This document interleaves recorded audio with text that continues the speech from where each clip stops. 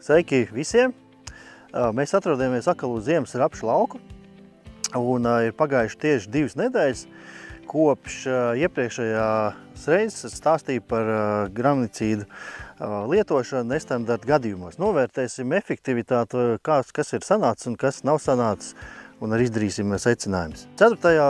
septembrī mēs par to runājām, un 7. septembrī tika lietots Jenot Plus, puslitrs uz hektāru, un šobrīd varam redzēt, ka sārņaugi ir perfekti ierobežoti.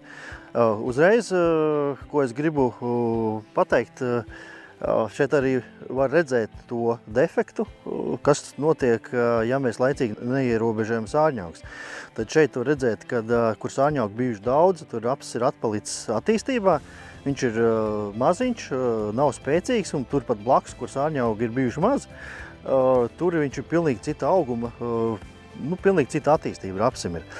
Šobrīd izglābi tas, kad ir silti laika apstākļi un vēl kādu laiciņu būs. Iespējams, ka šis rapsis paliks stiprāks un pārziemos. Šobrīd, jā, šeit ir tāda maza tāda problēma, bet es zinu, ka ir lauki, ir gadi, arī šogad ir tāda lauka, kur tie sārņaugu problēma ir ļoti liela un viss lauks ir tāds. Un iedomājieties, ja jums viss lauks tāds, tad uznāk augstumu un, diemžēl, jā, tāds rapsis, nevar viņš pārziemot. Iepriekš arī pieminēju, kad doma ir dalīta 2 daļās. To devu, tad pirmā reizē, jā, kā es minēju, ir pusdevu uzliktas 0,5 litrus uz hektāru. Un jautājums ir noteikti, vai jāliek būs vēl. Tad es varu teikt apstiprinoši, jo ir bijuši diezgan daudz nokrišņi šajā laikā. Un var redzēt, ka nāk jau 2. vai pat 3. vilnis ar sārņaugiem. Šajā laukā arī ir diezgan daudz jau nezāles sadīguši, tāpēc ir arī 3 dienas atpakaļ lietots Belkārs metazemiks. Nezāļu ir diezgan daudz, pamatā ir plikstiņi un kumels, bet ir arī šur tur vēgriķis, balans, ir madaras un vēl arī cits nezāles. Un lieliski varam redzēt, ka jau 3 dienu laikā ir redzams efekts uz nezālēm no Belkāra metazemiks lietošanas. Tagad esam atkal 2. lauka malā, kur iepriekš runājām par Centurion Plus un Mauras Kareni.